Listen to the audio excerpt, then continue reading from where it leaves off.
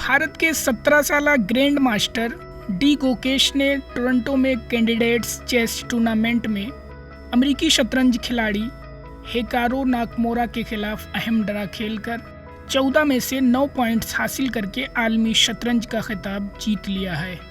गोकेश ने गिरी कास्पारोव का 40 साल पुराने रिकॉर्ड तोड़कर वर्ल्ड चैंपियनशिप का खिताब जीता है। इसके साथ ही वो कैंडिडेट्स शतरंज टूर्नामेंट जीतने वाले सबसे कम उम्र खिलाड़ी भी बन गए। इस टाइटल के साथ गोकेश को 88,500 यूरो तकरीबन 78.5 लाख रुपए का नकद इनाम दिया गया। कैंडिडेट्स टूर्नामेंट की कुल इनामी रकम 5 लाख यूरो है। गुकेश इस बावकार टूर्नामेंट को जीतने वाले दूसरे भारतीय हैं। इससे कबल साल 2014 में 5 बार के आलमी चैंपियन विश्वनाथन आनंद ने ये खिताब जीता था। गुकेश की इस तारीखी कामयाबी पर हर कोई उन्हें मुबारकबाद दे रहा है। विश्वनाथन आनंद ने एक्स पर लिखा कि गुकेश को सबसे कम उम्र चैलेंजर बनने पर मुबारकबाद। वाका चेस फैमिली को आप पर बहुत फ़ख्र है जो आपने किया है।